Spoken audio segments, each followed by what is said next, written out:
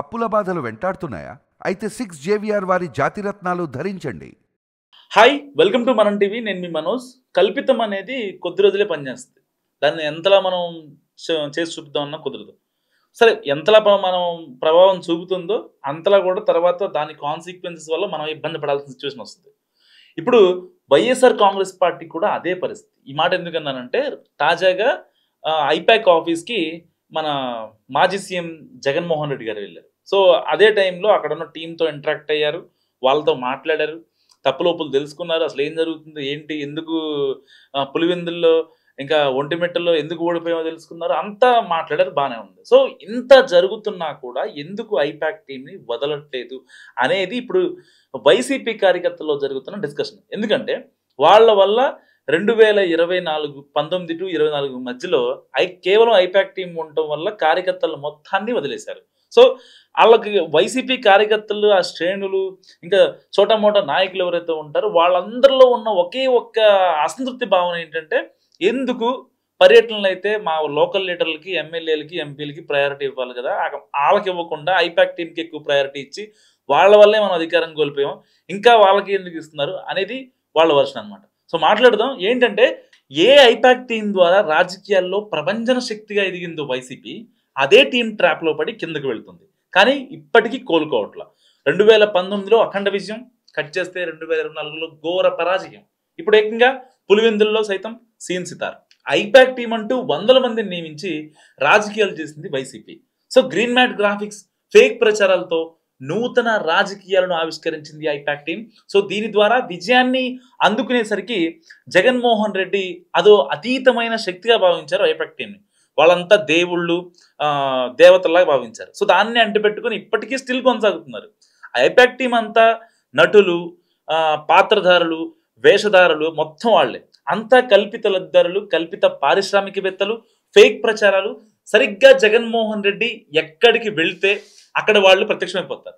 వెంటనే దేవుడు ఉంటే దేవత ఉన్నట్టు వీళ్ళు ప్రత్యక్షమైపోతారు. సో తమ పాత్రల్లో వాళ్ళు నటించి పరకాయ ప్రవేశం చేస్తారు. మొన్నటికి మొన్న ఒక పరామర్శకు వెళ్తే, ఒక జైలు దగ్గరికి వెళ్తే గుక్క పెట్టి ఏడ్చే చిన్న పాప కూడా కల్పితమే. అంటే మీరు అర్థం చేసుకోవచ్చు ఐపాక్ ఎంతగా తెగిస్తుందో. సో అంతలా వారికి ఐపాక్ వాళ్ళు శిక్షణ ఇస్తారు. ప్రజలను ఈ కల్పితాలతో నమ్మిస్తామంటే అది కుదిరే పని కాదు. సో అవన్నీ ఇప్పుడు ఒక్కొక్కటిగా వికటిస్తున్నాయని చెప్పుకోవచ్చు. వైసీపీ ప్రభుత్వ హయాంలో ఐపాక్ టీం సభ్యులు కొందరు ఐటీ పారిశ్రామికవేత్తలుగా, ఐటీ ఉద్యోగస్తులుగా రూపం మార్చి మీడియా ముందుకు వచ్చి చాలా శాటిలైట్ మీడియాలను కూడా పిచ్చోళ్ళని చేశారు. నిజంగా దాన్ని వైసీపీ గట్టిగా ప్రచారం చేసుకుంది. నిజమే అనుకుని చాలా మంది న్యూట్రల్ పీపుల్ చాలా మంది నమ్మారు. తర్వాత తెలుస్తుంది అనుకుంటే అది అబద్ధం అని చెప్పి వైసీపీ గొప్ప మనసున్న ప్రభుత్వం అని, జగన్ మంచి హృదయం ఉన్న నేతగా ప్రచారం చేసి ప్రజలను పిచ్చోళ్ళని చేసే ప్రయత్నం చేశారు. కానీ అల్టిమేట్గా ప్రజలు తెలుసుకున్నారు, అది వేరే విషయం. సరే, ఐపాక్ విధులు అసలు అంటే ఐపాక్లో పనిచేసే వాళ్ళు ఇదే చేయాలని ఎప్పటికీ ఉండదు. దానికి దిశానిర్దేశం అంటూ ఏం లేదు. జగన్ ఎలా చెప్తే అలా నడుస్తుంది. వాళ్ళు జగన్కి ఎలా చెప్తే జగన్ దగ్గర ఉన్న కోటరీలో ఉన్న వాళ్ళు అలా నడుచుకుంటారు. జగన్ పర్యటనకు వెళ్తే జన సమీకరణ నుంచి అక్కడ పార్టీ కార్యకర్తలు చేయాల్సిన నినాదాల వరకు అంతా ఐపాకే చూసుకుంటుంది. ఏమాత్రం అవ్వట్లేదు. వైసీపీ నాయకులు కూడా తెలిసే విషయం. జగన్మోహన్ రెడ్డి బలం ప్రజల్లో ఇంకా తగ్గలేదని ఇంకా విష ప్రచారం చేస్తుంది. అయితే ఒక్కటి మాత్రం నిజం, అధికారంలో ఉన్నప్పుడు ఐపాక్ని ఎక్కువగా నమ్ముకున్నారు జగన్.